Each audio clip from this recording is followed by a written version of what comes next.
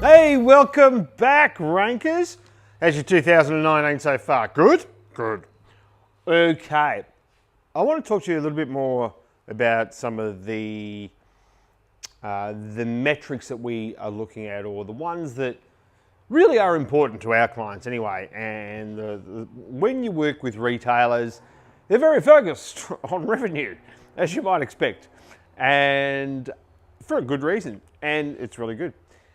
So one of the reports that we churn out is, what are the different channels making, but also more importantly, what's the over return, and we're saying return on revenue or return on investment, but basically it is, what is our client paying us as the fees that we charge, plus then what are the other ad costs from, say, Facebook or Google or whatever else, and then what's the revenue we're making through that process. What are we contributing, basically? So we try to do that a little bit like Google does its return on ad spend, because as I've said to you before, like, if I'm not seeing at least 1,000% return, on some of those Google ad products, especially the ones that have got a bit of AI behind them, if I'm not seeing 1,000% on them, there's a problem. Or the retailer is selling something that's unique, and it's something that takes a longer decision-making process or something like that. But typically, for your commodity type stuff, furniture, homewares, all of these things, you would imagine that you would see about 1,000% return.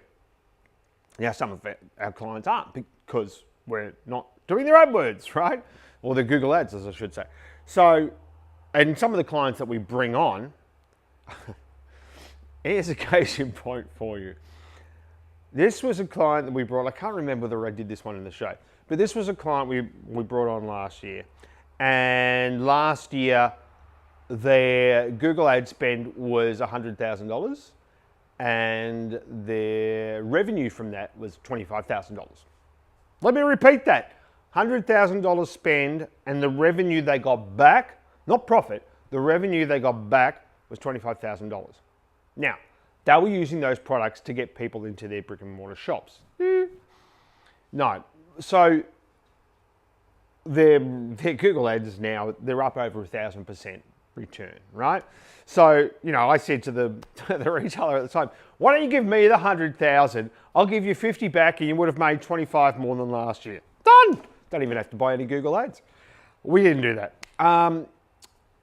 But the return, you've got to measure that, right? So the products that I like to be using for retailers that we find are really great from Google at the moment are, well, of course, your Google Shopping, your dynamic search ads are really cool. And the one that we're looking at the moment is Smart Shopping, which is really good. And, some of those brand campaigns that we will do where the user will connect directly when they see that brand, and so they're more likely to click or convert. So there's a higher trust factor. You see some extraordinary returns on those sorts of ads. The question that comes from that, if you're buying your own brand, or and if you're a retailer, it's not so much if you're buying your own brand, it's if you're buying a manufacturer's brand that you're selling. People have more trust, right? So they're going to convert higher. But, let's say 3,000, 4,000, 5,000% return. And you're not talking small spends. Yeah, but the question is, what does that take away from organic? Did I have to pay for that traffic anyway? If you're happy with the return, why do you care?